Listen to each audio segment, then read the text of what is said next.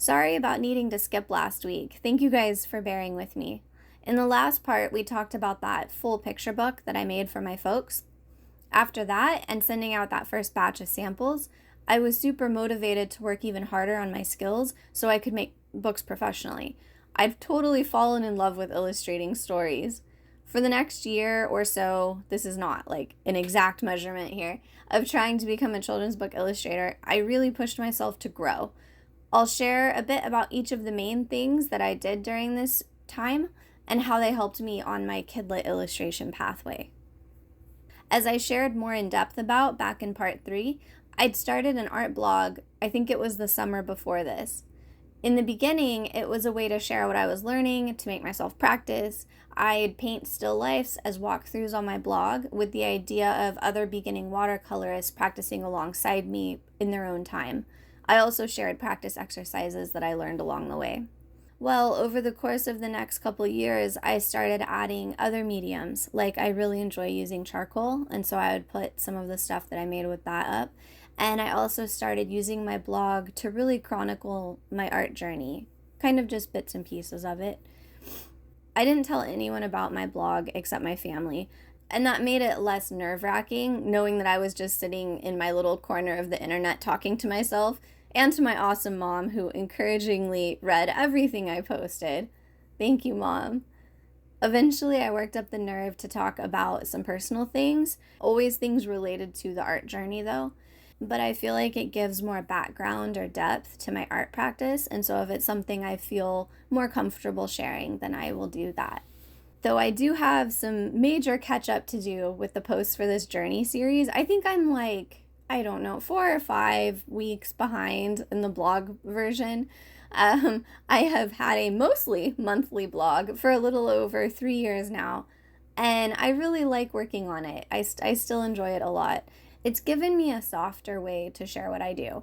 Instagram is fine, I guess. I don't really like it, but also I don't like that it moves so fast because I'm slow and I like a calm pace. And I enjoy the writing, and I enjoy trying to share what I've learned in the hopes that someone else will find it helpful too.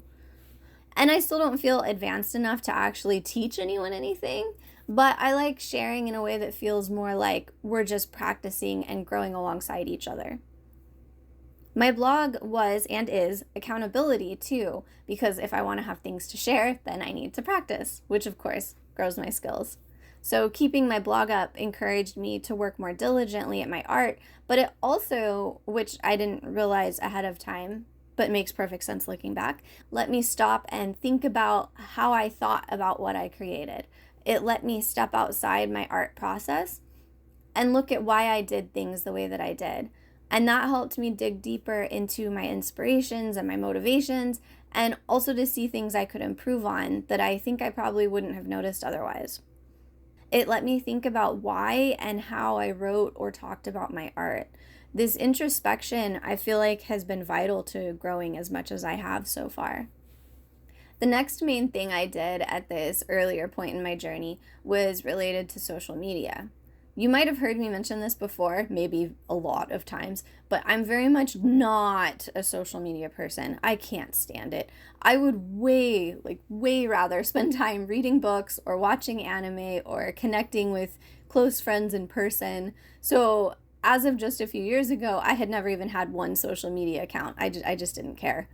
But once I started making art all the time and I wasn't working at the time and it was lonely, I didn't like just creating art that I kept to myself for the most part. When I had been in my college classes, I really enjoyed having art friends, and I figured maybe it was time to give social media a try to see if I could find some online art friends. So in the last few days of December 2021, I made my Instagram account. I was nervous, but I had the goal of finding my little artist community where I could share my art and make friends and see their art. My first post was a picture of an illustration I had just made for a personal Christmas card. I was on Instagram almost every day for quite a lot of 2022. I got excited when someone liked what I'd made, and I loved hearing about media and techniques I hadn't known before. I did make friends and I loved seeing each one's work, especially because everyone's is unique and I really enjoyed that. I did eventually burn out multiple times and had to take month-long social media breaks, and I later ended up quitting it for a year altogether. Even now, I'm technically back on it, but I'm pretty sure I haven't been on there in like a month. Instagram is the thing that I'm the worst at keeping up with. Even though I like seeing people and their artwork, it's like a weird drain on me being on social media. And so I just tend to not. And with all the meta changes, my relationship with it is even more tenuous. But way back at this early point in my journey, I had just started with it, and so I was really enjoying myself. And so, with my newfound enthusiasm, I set myself an ambitious challenge to fill a sketchbook page every single day of the year. I called it my 365 Days of Sketchbook. Not the most creative name, but meh. And I made an Instagram post and a blog post each weekend that had the collection of the sketches I'd made the previous week. I committed to sketching only in pen, so I couldn't be a perfectionist. It made for some pretty awful sketches sometimes, but it kept me from spending hours erasing and redrawing and obsessing over things, because that was not the point of the challenge, right? And it turned out to be super good practice. I used Unsplash to find most of the photos for reference, and I drew everything from old statues to animals to portfolio piece exploration ideas. But trying to do it every single day was stressful. Being chronically ill, I have better days and not so better days. And of course, there's regular life stuff that happens, and you get the flu and whatnot. So to force myself to have always, no matter what, 7 pages of sketches by the end of every week meant that if I had to miss a day or more, then any days missed got crammed into the remaining days. There was a week where I had to fit all 7 pages into one day. That's just stupid. Like, come on. I don't know what I was thinking. So what happened was, for a lot of days, because of this pressure that I entirely put on myself, by myself, for a lot of days, I ended up just dreading my sketching time, even though I normally love sketching, because I was so behind and I was just trying to rush through them so I could say they were done. And that ended up with me not seeing much improvement in my skills. And that made it even more frustrating, because then it felt like all that hard work was for nothing. Looking back, I think it really did help my skills. But when I look at the sketches and compare them, chronologically, they're kind of all over the place in quality level, depending on how much gumption I had on a certain day. But I love being able to go back and see illustration planning sketches that I can see them develop one week to the next, and then I can see the final piece. Because when I would make my blog posts, you could see the sketches themselves, and then I would always try to go in and put the final artwork up if I ended up turning it into a painting. And so when I go back through now and look at that, it's really cool to see it all together, especially with the thoughts that I wrote down when I was making each of them.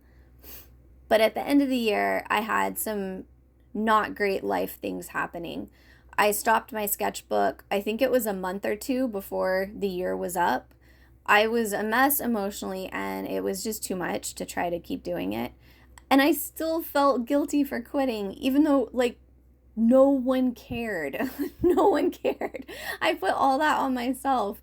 I do not recommend this approach. Now I try to still have a mostly daily practice that I have not done in a month.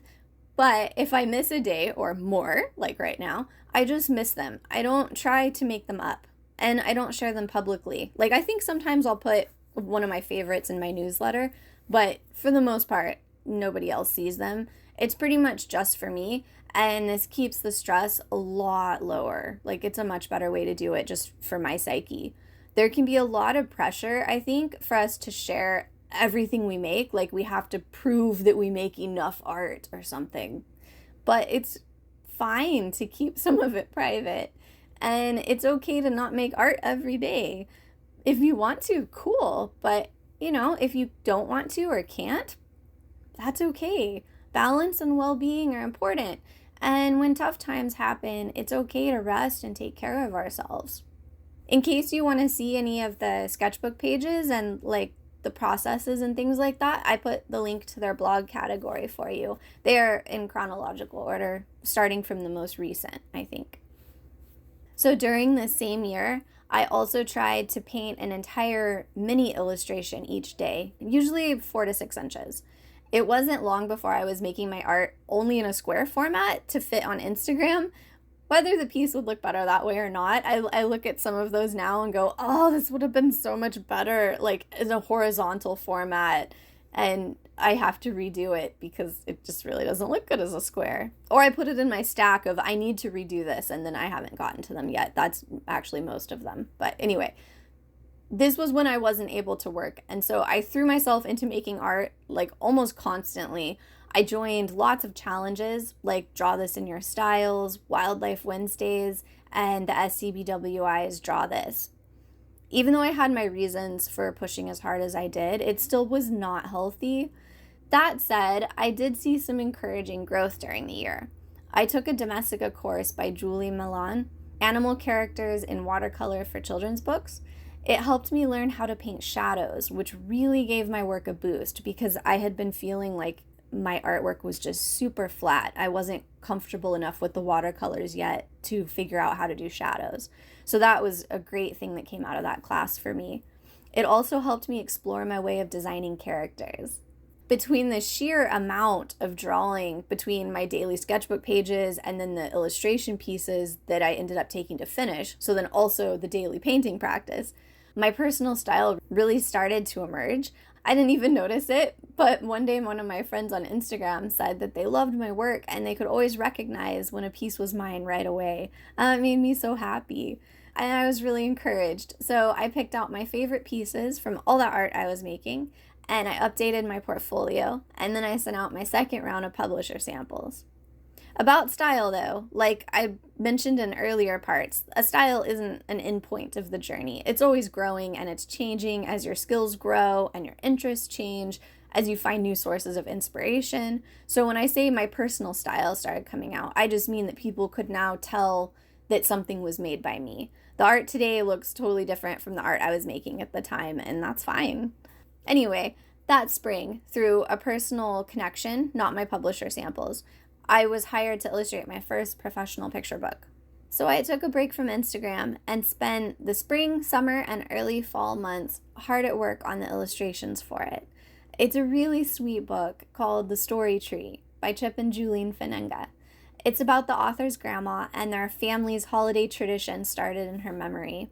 I really fell in love with their story, and being trusted to make the artwork for it was both terrifying and wonderful. Thankfully, they're very happy with how it turned out. I'm so glad for that. I used my own childhood and family photos for the illustration references, so the book has a special place in my heart because of that as well. It's a beautiful story, and if you'd like to get a copy, I put a link where you can get it in the description. As far as the art process itself went, it was about the same as making my personal projects. That, nothing new jumped out at me from that. But I did have to learn how to digitize my paintings in order to deliver the final artwork because I didn't send in the paintings themselves. I send in digital files. I talked about this in part 5 if you're interested in diving more in depth in that and didn't get a chance to see that one. But for now, I'll just say that I couldn't focus my DSLR well enough, even when looking at the camera on a view like with a monitor. So it was huge and I still couldn't manage to focus it right. I'm garbage at cameras. So I researched and bought a scanner. I think I've shared it before, but it's an Epson V600 in case you missed it. And then I needed to learn how to color correct the scans and make edits in Photoshop. The project was a whirlwind of learning curves. Even though I really enjoyed the story and I was elated to be earning income from making artwork, I was pretty exhausted and stressed. I was pushing pretty hard. I probably mentioned this in an earlier part, but I definitely recommend figuring out as much of this stuff as you can before you ever try to get your first client. Take your personal art, practice photographing it, practice scanning it, practice editing it and formatting it as if it was going to become printed for a book. Learn from my mistakes so you don't have to learn it all at once like I did. Embarrassed cough.